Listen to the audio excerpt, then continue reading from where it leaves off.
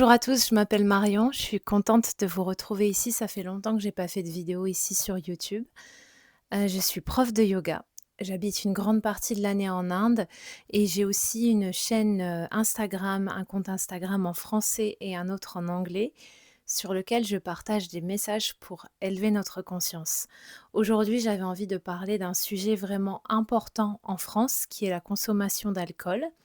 J'en ai parlé sur Instagram et puis j'avais envie, d'aller un petit peu plus loin en fait sur, ce sujet et de dire que, ici le propos ne se veut pas culpabilisant. Je ne veux pas que les personnes qui consomment de l'alcool pensent que je suis contre l'alcool. Ce n'est pas ça. En fait, ce que j'essaye de pointer du doigt, c'est de dire: si vous consommez de l'alcool et que vous êtes appelé à cheminer en conscience, il y a quelque chose de spirituel qui vous appelle, vous savez pas le nommer, peut-être même vous ne savez pas que c'est quelque chose de spirituel, mais vous sentez un appel du cœur à vivre autre chose, eh bien sachez déjà la première chose, c'est que c'est possible et la seconde chose, que l'alcool ne peut pas être compatible avec une pratique spirituelle et une vie intérieure, en tout cas la consommation quotidienne et en grande quantité. Mais il est possible d'arrêter de consommer quotidiennement et en grande quantité quand on découvre autre chose, quand on découvre une ivresse, on pourrait qualifier de divine, quand on découvre une béatitude qui ne vient pas de ce monde matériel finalement. Alors, je vais essayer de m'expliquer un petit peu plus et de détailler. Déjà, la consommation d'alcool, d'un point de vue physique, ça ne nous apporte rien. On a l'impression que ça nous libère, on a l'impression qu'on n'a plus de problème, mais en fait, c'est une illusion. Et on reste dans les plaisirs des sens, on reste dans une ivresse sensorielle, sensuelle. Mais moi, ce dont j'ai envie de parler et ce vers quoi j'ai envie de vous inviter, c'est de cheminer d'une ivresse sensuelle vers une ivresse divine. Il y a des personnes qui sont dans une très, très grande consommation d'alcool et on parle même d'alcoolisme, hein, d'une maladie quand on consomme tous les jours et bien évidemment, quand il y a un sevrage, quand on va arrêter de boire, on va ressentir le manque et cetera. Je ne dis pas qu'il ne faut pas se faire accompagner médicalement, bien au contraire, mais mon message s'adresse autant aux personnes qui souffrent d'alcoolisme qu'aux personnes qui ont peut-être une consommation quotidienne moins importante, mais qui sentent qu'il y a quand même un souci et surtout qui sentent que l'alcool ne leur fait pas du bien sur le long terme. Je ne parle pas ici d'un plaisir, d'un shot de plaisir court terme, je parle de qu'est-ce qui reste au long terme. Est-ce que vous êtes heureux ou est-ce que vous avez besoin de racheter une bouteille pour à nouveau ressentir ça en fait? Déjà, l'honnêteté, ça commence par se regarder et dire quand il y a un problème d'addiction et le reconnaître. Vous n'êtes pas obligé de le dire à tout le monde, mais au moins à vous-même. Et de ne pas nier ce problème-là. Déjà, c'est la première étape. C'est déjà de reconnaître qu'il y a un souci. La seconde étape, ça va être de se demander pourquoi est-ce que je consomme? Qu'est-ce que ça m'apporte? Et qu'est-ce que ça me permet de fuir ou bien d'éviter? Et donc, ça va être finalement d'avoir un cheminement extrêmement honnête et courageux et transparent et de se dire: «OK, les choses que je cherche à éviter avec l'alcool, maintenant je vais les affronter et je vais les régler une à une».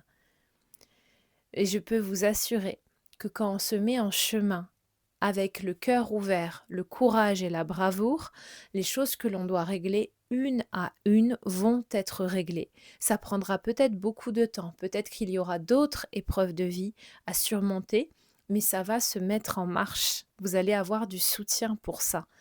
Et ça ne veut pas dire qu'il ne faut pas se faire accompagner pendant ce processus. On ne peut pas parfois tout régler seul à ce niveau-là.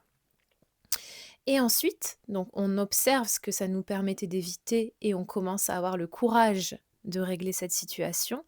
Et l'autre point, c'est de se dire: «Qu'est-ce que l'alcool me donne comme plaisir?» Généralement, c'est du plaisir court terme, ça désinhibe ou alors ça endort, c'est un sédatif l'alcool, donc on a l'impression que ça nous détend, mais en fait ça nous endort complètement et donc on a l'impression d'être bien. Mais c'est une illusion, il faut juste vraiment c'est tellement, tellement bien fait qu'on a l'impression que c'est réel, mais c'est pas réel, c'est une illusion et donc l'invitation ici, c'est de se dire: «OK, je vais cheminer en conscience pour que cette béatitude change de niveau et ne soit plus au niveau des sens, mais au niveau de l'invisible, au niveau du divin Et à ce moment-là, il va se passer quelque chose, c'est que peu à peu, je dis pas que ça se fait pour des personnes, ça peut être très vite, ça peut être un déclic, mais pour d'autres personnes, ça va être un cheminement intérieur et peu à peu, en fait, cette ivresse divine va être plus importante et nous appeler davantage que cette ivresse de l'alcool. Et quand on arrive à ce point de bascule-là, et ben, en fait, on n'a même plus envie de boire parce que ça va nous couper de quelque chose de beaucoup plus beau et beaucoup plus pur qu'on est en train de vivre au quotidien en permanence. C'est cette sensation de communier avec l'existence. Peut-être que le mot divin, ça vous parle pas. Je sais qu'en France, il y a aussi beaucoup de personnes qui sont anti-religieuse et athée et mon propos se veut universel. Je ne crois pas en une religion particulière, je parle de ce qu'on ne voit pas, de ce qu'on ne peut pas nommer. Donc nommez-le comme vous voulez, la conscience, l'amour, la présence. Moi, j'utilise beaucoup le mot le divin, mais si le divin, c'est pas quelque chose qui résonne pour vous, eh bien changez votre terminologie et trouvez un mot qui résonne avec vous. Mon propos ici, c'est de vous dire expérimentez en vous. Ne croyez pas ce que je vous dis, expérimentez-le. C'est vraiment ça. Et c'est un chemin de responsabilité finalement. Essayez et vous verrez. Et puis peut-être que ça marche pas, bah du coup rachetez-vous une bouteille. Qu'est-ce que vous voulez que je vous dise?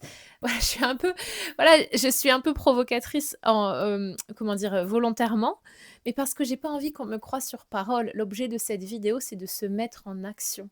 Je veux que vous vous mettiez en action et que vous essayiez et vous verrez.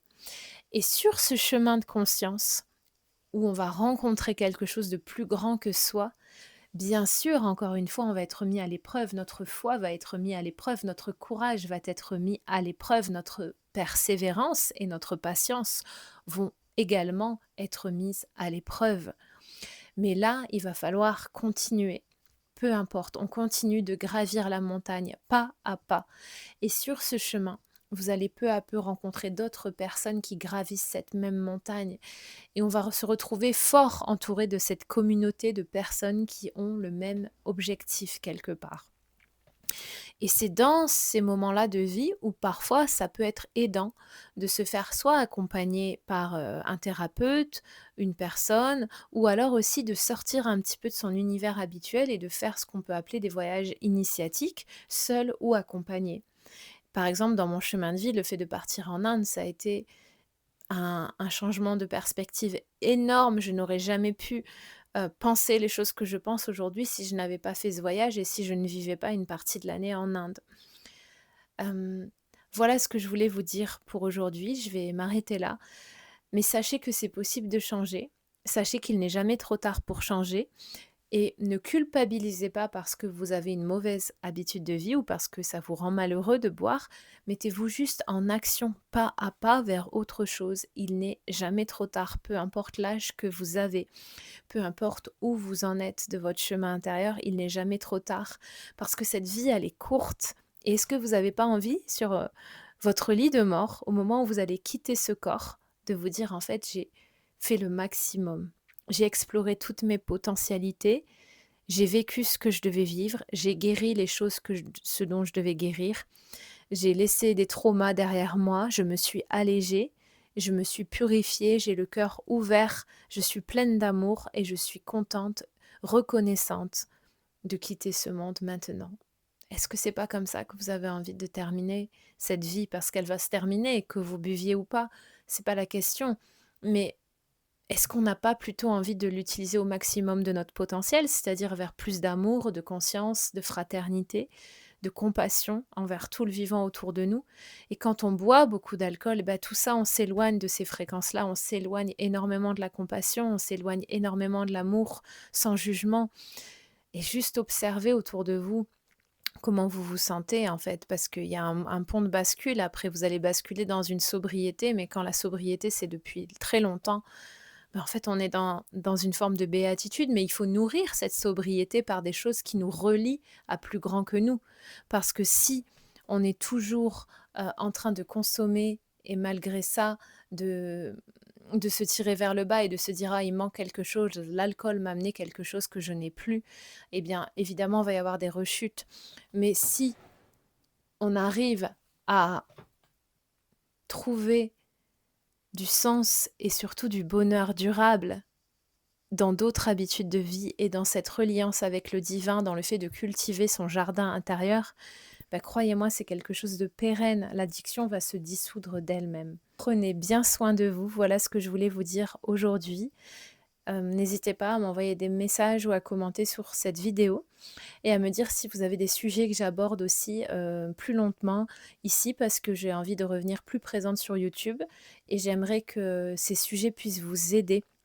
Sachez que j'ai hésité à repartager en français et là, je suis vraiment contente de me remettre à faire des partages, dans ma langue maternelle.